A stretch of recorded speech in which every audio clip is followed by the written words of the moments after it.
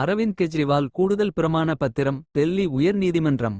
கெஜ்ரிவால் சொல்வது என்ன? நட்சத்திரக்குறி மதுபான கொள்கை வழக்கில் சிபிஐ தாக்கல் செய்த மனுவை விசாரிக்கும் நட்சத்திரக்குறி நீதிபதி ஸ்வர்ண காந்தா ஷர்மா நட்சத்திரக்குறி வழக்கில் இருந்து விலக வேண்டும் என கோரி கூடுதல் பிரமாண பத்திரம் தாக்கல்.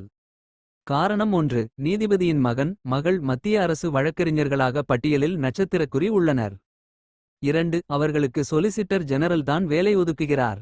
3. அதே சொலிசிட்டர் ஜெனரல் தான் நீதிபதி ஷர்மா முன்பு சிபிஐ-க்காக ஆஜராகிறார். சட்டரீதியான வாதம் இந்த தொடர்பு காரணமாக ரீசனபிள் apprehension of bias, அதாவது பாரபட்சமாக செயல்படுவாரோ என்ற நியாயமான அச்சம் ஏற்படுகிறது. எனவே நீதிபதி ஷர்மா இந்த வழக்கை விசாரிக்காமல் நட்சத்திரக்குறி ரெக்யூஸ் நட்சத்திரக்குறி ஆக வேண்டும், விலகிக்கொள்ள வேண்டும். பின்னணி: மதுபான கொள்கை வழக்கில் கீழ் நீதிமன்றம் கெஜ்ரிவாலை விடுவித்தது, டிஸ்சார்ஜ் செய்தது. அதை எதிர்த்து சிபிஐ டெல்லி உயர் நீதிமன்றத்தில் மேல்முறையீடு செய்துள்ளது. அந்த மனுவை தான் நீதிபதி ஷர்மா விசாரிக்கிறார். முக்கிய கொள்கை அடிக்கோடு நீமோ ஜூடெக்ஸ் என் காவுச ஸ்வா அடிக்கோடு: ஒருவர் தன் சொந்த வழக்கில் நீதிபதியாக இருக்க கூடாது.